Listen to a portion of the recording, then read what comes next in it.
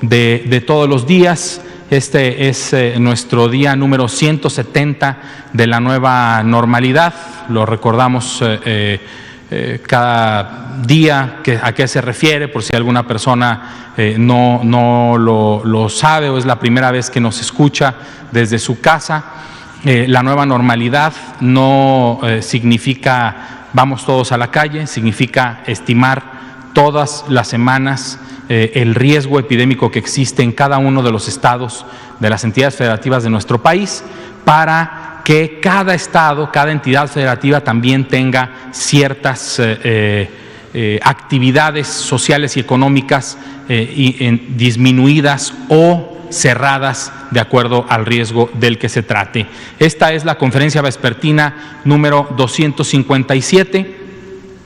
Hoy es lunes 16 de noviembre. Recordando el semáforo de riesgo epidémico que continúa vigente, recordemos que son 2 semanas las que es vigente el semáforo, aunque la estimación del riesgo se hace cada semana.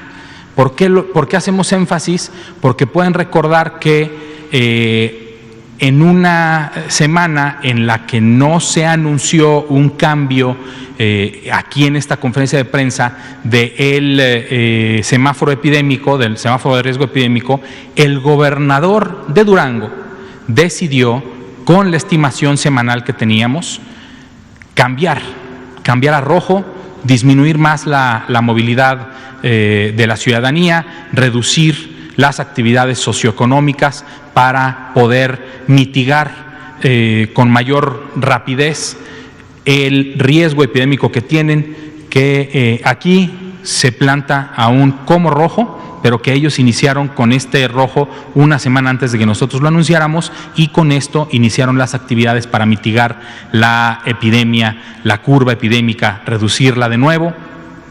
Y esperemos que en una nueva estimación del riesgo, Durango, con las actividades que ha hecho, reduzca el riesgo a naranja muy pronto, al igual que el estado de Chihuahua. La siguiente, por favor.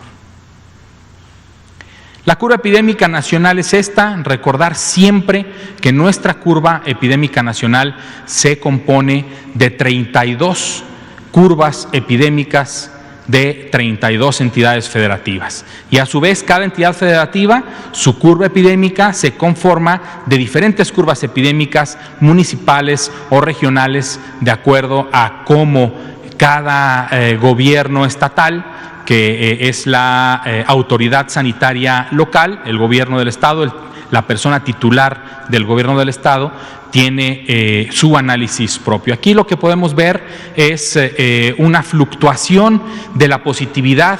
En la semana 45, ahorita estamos en un 42%, la semana 44, si no me equivoco, concluyó con un 38% de positividad.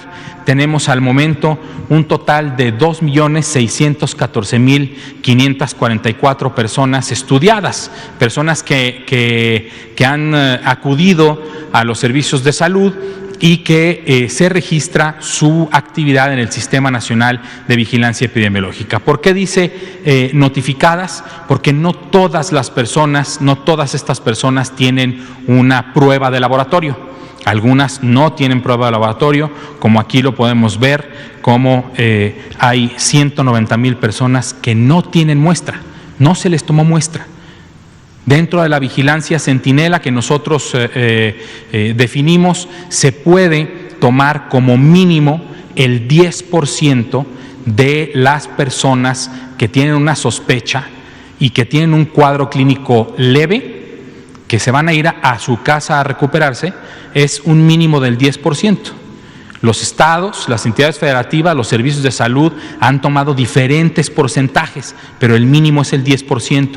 Hay estados que han llegado al 95% de muestreo de personas con un cuadro leve. Hay estados que han tomado el 20%, el 15%, ninguno por debajo del 10%, como lo marca el lineamiento de vigilancia epidemiológica. De todas estas personas notificadas, se han dado un resultado negativo a 1.230.822 y se han confirmado un total de 1.009.396 personas. Desafortunadamente, de todo este 1.009.396 personas, han fallecido un total de 98.861 personas. Todas estas personas, no es un dato estadístico aquí, son personas. Todos los que hemos sufrido una pérdida personal inmediata sabemos de lo grave que es esto, que además la epidemia de la COVID ha agravado aún más el sentimiento, el duelo, dado que una persona que acude a un hospital para atenderse y lamentablemente fallece, lo más seguro es que sus familiares no hayan podido estar con esta persona y el duelo se torna un poco más complicado, pero siempre con el apoyo de las personas que se dedican en materia de salud mental a tratar los duelos como este puede ser. La siguiente, por favor. Sobre los datos estimados, recuerden que entre los datos que teníamos en la diapositiva anterior, los que decía sospechosos sin muestra o sospechosos que no tienen una posibilidad de resultado, hay personas que interpretan que nosotros estamos aquí queriendo maquillar, esconder. Pues no, si quisiéramos maquillar, simple y sencillamente todos se les tomó muestra y estaríamos dando un discurso aquí diferente. Esta es la gran diferencia ahora. De estas personas o que no se les tomó muestra o cuya muestra no llegó al laboratorio o la muestra fue mal tomada o se derramó en el transporte del sitio del que se toma al laboratorio estatal de salud pública o el laboratorio que vaya a dar este resultado. De todas esas muestras que o no se tomaron porque no les correspondía o no tienen una posibilidad de resultado, a estas se les aplica el porcentaje de positividad que vimos anteriormente, de acuerdo a la semana epidemiológica en la que iniciaron sus signos y síntomas. ¿Esto qué significa? Si tenemos 10 personas en la semana 20 y en esa semana 10 personas que no tienen posibilidad de resultado o no se les tomó muestra, cualquiera de las dos, y en esa semana la positividad era del 50%, de estas 10 personas, 5 se toman como positivas y se ponen en este dato de los casos estimados. Dado que no se ha tomado el 10% y el porcentaje de muestreo es bastante alto, por eso no vemos un número mucho más grande de casos estimados, porque en los servicios de salud sí se está tomando una cantidad mayor al 10% que se exige como mínimo en el lineamiento. ¿Por qué? Porque el propio lineamiento también dice que es un 10%, pero si se tienen mayores recursos o si se requiere por cualquier situación que los servicios locales de salud decidieran, se puede incrementar este muestreo. Dada la situación de epidemia que estamos viviendo, en las entidades federativas se ha tomado mucho más de este 10% de personas que tienen un caso leve, que son considerados como ambulatorios o casos ambulatorios. Entonces, de este total que teníamos entre personas sin muestra, sin posibilidad de resultado y los confirmados, el millón de resultados positivos, entonces tenemos un total de casos estimados como positivos de 1.168.359. También hemos repetido muchas veces en esta conferencia de prensa que este dato es un dato de una vigilancia centinela, de una vigilancia que no pretende medir en este momento la totalidad de los casos y que hay muchos otros casos más que no requieren, que no han requerido de un servicio de salud porque su cuadro es lo suficientemente leve como para recuperarse en casa. Si en casa se agrava y empieza con los datos de alarma, que también aquí en muchísimas ocasiones hemos repetido y repetiré de nuevo, que son falta de aire, dificultad para respirar, dolor en el pecho, fiebre persistente, somnolencia, cansancio extremo o desorientación, entre algunos otros. Por ejemplo, si tenemos la posibilidad de tener un oxímetro de pulso en casa y la oxigenación está por debajo del 93%, también es un signo de alarma. Si usted en casa tenía un cuadro leve de enfermedad respiratoria y como buen ciudadano o ciudadana familiar en su casa, usó cubrebocas, se mantuvo en una habitación, la ventilaba constantemente para evitar que se mantenga el virus en esa habitación. Pero empieza con estos datos de alarma, hay que acudir a un hospital a recibir la atención que requiere, ya sea una terapia con oxígeno suplementario por medio de una mascarilla o unas puntas nasales, o si ya la persona lleva un cuadro muy grave, entonces pasaría directamente a los cuidados intensivos e inclusive, si así lo requiere, a una intubación para utilizar un respirador mecánico. De todos estos casos estimados, el 4% es la epidemia activa. Es la epidemia que en este momento están presentando signos y síntomas. Eso representa a 42.922 personas que en este momento presentan signos y síntomas. El resto ya se recuperó o desafortunadamente perdió la vida. Ese número nunca va a descender. Ese número es el acumulado. Importante, por eso, ver la curva epidémica. Como vimos una curva epidémica que creció, después disminuyó y después vuelve a crecer y ahora vuelve a disminuir un 3% con respecto a la semana anterior. Si esto continúa, entonces veremos un descenso mayor y un descenso mayor y un descenso mayor, para ver una curva epidémica que baja paulatinamente y una meta más cumplida, que también hemos dicho en esta conferencia de prensa. ¿Va a haber nuevos brotes? Sí, se garantiza, aquí está, pero que este brote no sea mayor al primero.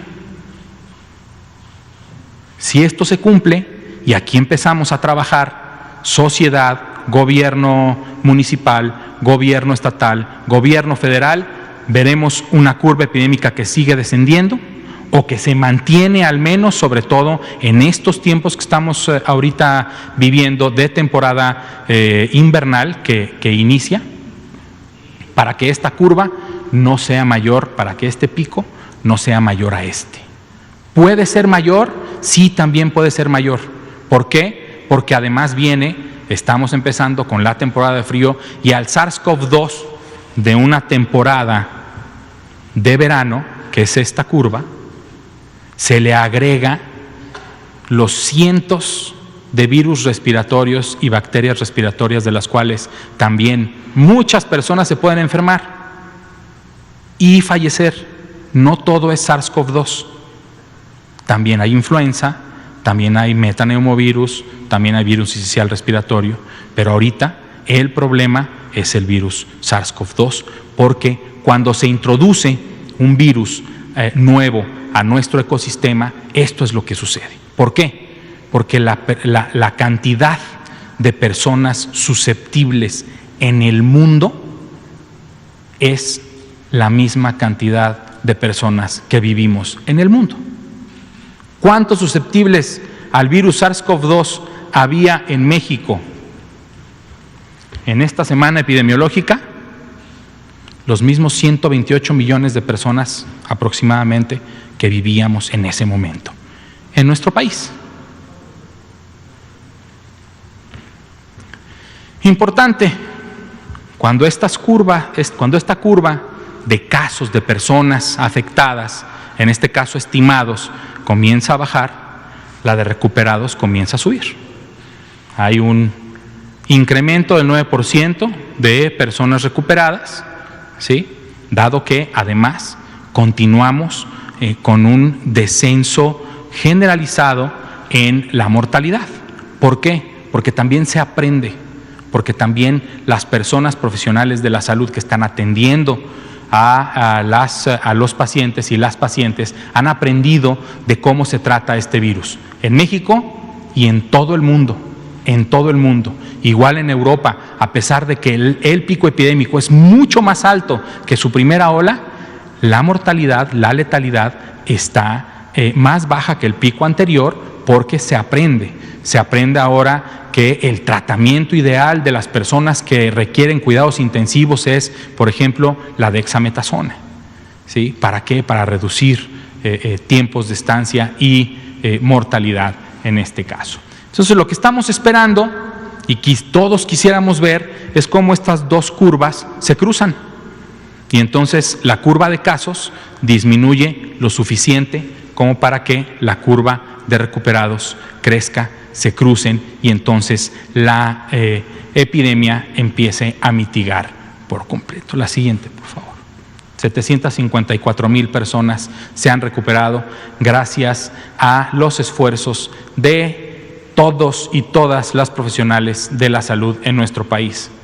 Profesionales que trabajan en los hospitales públicos, sociales y privados, médicas y médicos, enfermeras y enfermeros, camilleras, camilleros, afanadores y choferes, operadores de ambulancia.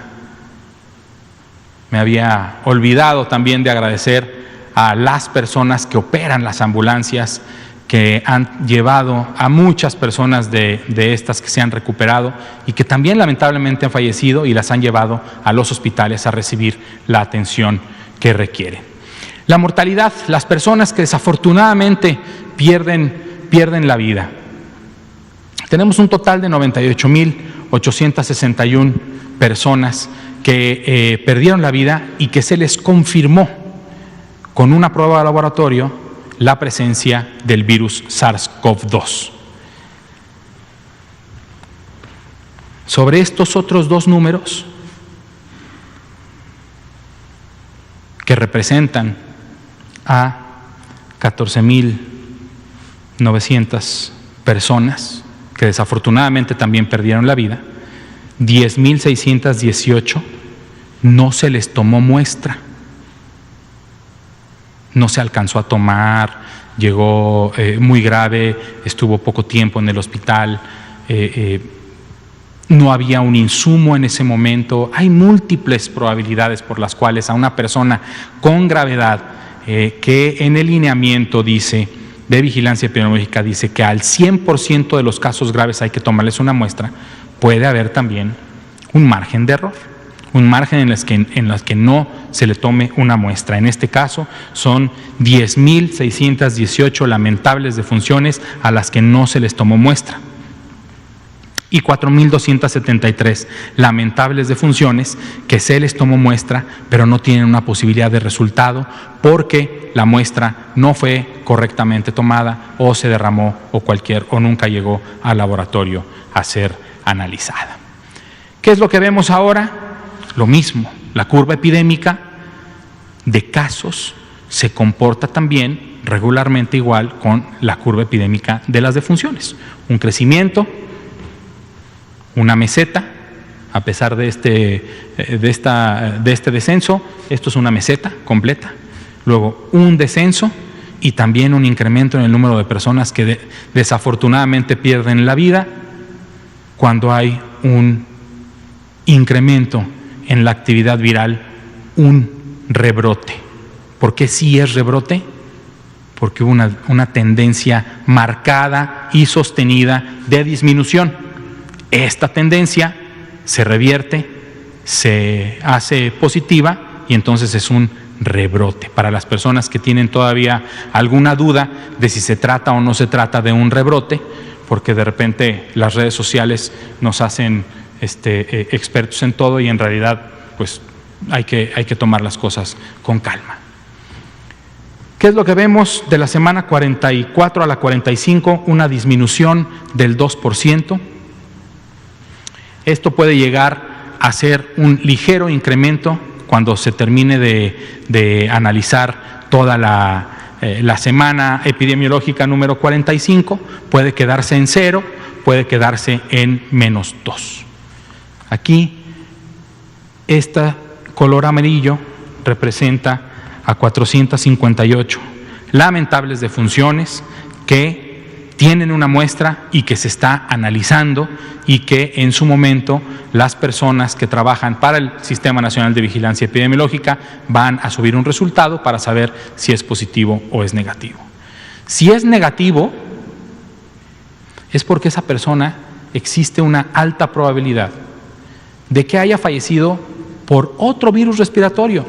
Insisto, aunque la actividad viral del SARS-CoV-2 sea muy alta, tan alta como que de todas las muestras que tomemos el 42% sean positivas, también hay otros virus y bacterias respiratorias que nos afectan todos los días y todos los años.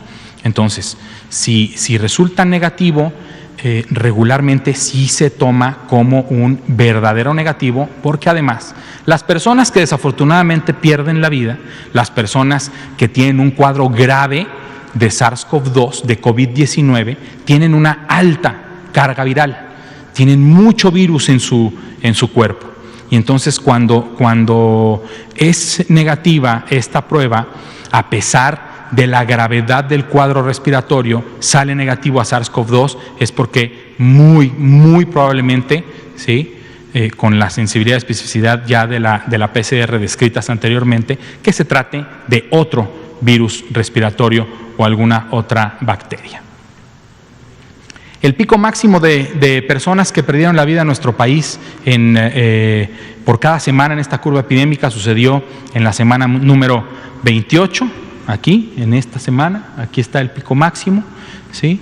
Y desde entonces se ha reducido un 46% sobre las defunciones ocurridas y notificadas en la semana número 45. La ocupación hospitalaria sigue viéndose con un incremento, con una tendencia al incremento, sobre todo en las camas de uso general, no así en las de camas que requieren o que tienen disponible un ventilador, que actualmente la ocupación con ventilador está en un 28%, ¿sí? La de ocupación general un 35% y en general la ocupación total es del 33%.